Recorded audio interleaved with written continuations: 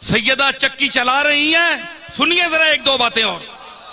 सैयदा चक्की चला रही हैं, गुर्बत का ये आलम है कि अपने कंधे पर ऊंट की बनी हुई एक चादर जो मदीने के गरीब तरीन लोग पहनते थे वो फातिमा तुज़ ज़हरा ने पहनी हुई है। बुखार है, चक्की चला रही है।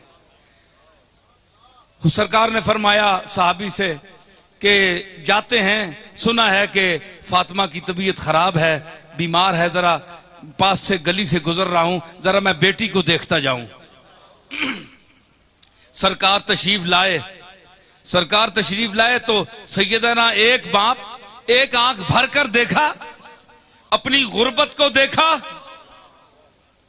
गुर्बत को देखा। ठीक है, सरताजे अंबिया थे कमली वाला, लेकिन एक बेटी का बाप भी तो था। बेटी ने बेटी की नजर से जब बाप को देखा तो हुजूर रोने लगे गुर्बत देखकर कि इसको बुखार भी है, कोई नौकरानी इसके पास नहीं है, और मैं अव्वलीन और आखरीन का शाफे हूं, अव्वलीन के लिए भी फख्र हूं, आखरीन के लिए भी हूं, सरताजे अंबिया हूं, मेरे माथे पर शफाअत का ताज है, मेरे हाथों में उम्मत की लाज है, और मेरा सफर सफरे मेराज है।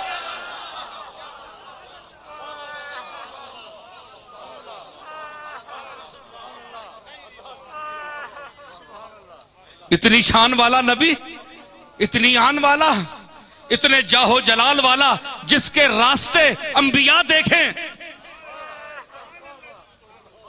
और बेटी का ये आलम कि एक गरीबों का छोटा सा कंबल कंधे पर रखकर बैठी है, गरीब है, कुछ भी नहीं है। मेरे मालिक तू देख रहा है मोहम्मद की गरीबी को, जिसके हाथ में सब कुछ है लेकिन हाथ खाली है। इतना दिया है कि हाथ खाली हो गया। रोए रोए सरकार, बाप सर पर खड़ा है, बेटी बैठी है, आपने सैयदा ने गर्दन झुकाई हुई है, हुजूर खड़े हैं। हुजूर फरमाया या फातिमा तो इस्बिरी अला मरारत दुनिया ले नईमिल आखिरा। क्या जुमला फरमाया बाप ने, क्या जुमला फरमाया कि इस्बिरी या फातिमा, ऐ मेरी फातिमा बेटी, मेरी प्यारी बेटी, मुझे तेरे आंसू अल्लाह ना दिखाए।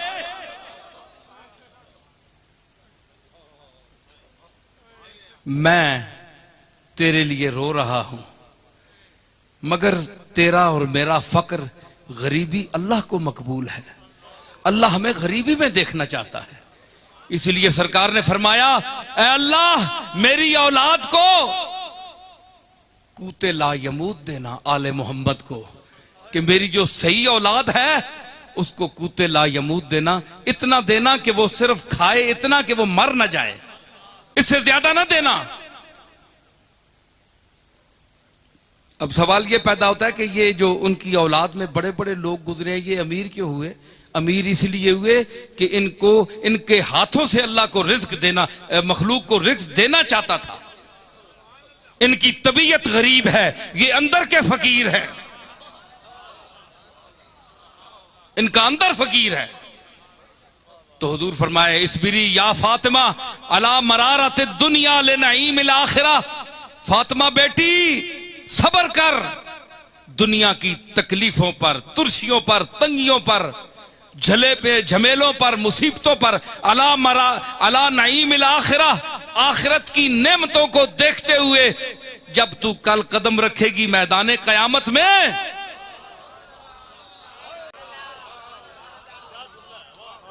एक और हदीस का जुमला मैं इसके साथ मिला रहा हूं, यहां सरकार की बात खत्म हो गई। तो कल जो कयामत के दिन रखेगी तू कदम, कयामत के दिन मैदान महशर में, फातिमा तू अपने मकाम को देखना। ये जो गरीबी का कंबल तूने ओढ़ा हुआ है, जे तमन्नाओं की, आरजुओं की दुनिया लेकर जो बाप के चेहरे को देख रही है, यही बाप होगा। बाप तेरा मकाम महमूद पर खड़ा होगा। कभी मीजान पर जाएगा, कभी पुल सिरात पर जाएगा, उम्मत को देखेगा, मैं हूंगा। फरमाया वो मैं हूं। सैयदा आशा ने फरमाया, अर्ज की या रसूलल्लाह बड़ी भीड़ होगी क़यामत के दिन, मैं आपको कहां ढूंढूं? फरमाया फात आशा मेरे 3 मकामात हैं। एक मकाम है मकाम महमूद कि मेरे हाथ में लिवाउल हम्द होगा, अल्लाह की किबरियाई और अजमत का झंडा मेरे हाथ में होगा, मेरे सर पर शफात का ताज रखा हुआ होगा, और खलते जो मुस्तफाई है वो मैंने ज़ेबे तन की हुई होगी। अगर वहां ना मिला तो आशा मुझे मीजान पर देखना, जहां तराजू लगा हुआ होगा, जिड़ी आने तरकड़ी लगी उसी अमाल दी, उत्थे मां वेखी क्यों कि अमल जिस दे काटो सुन ओ अमल कमली वाला पूरे करसी।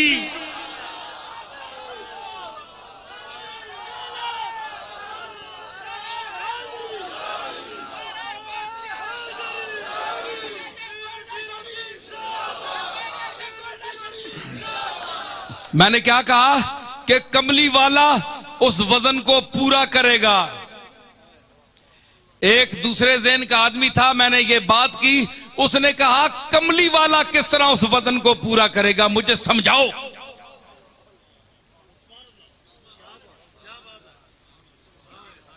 है? कितने लतीफ मज़ामीन है। आए ना कोई मौलवी माऊ ना पुत्र थे आवे जरा वड्डे इल्म ने दावे रखने वाले खतीब।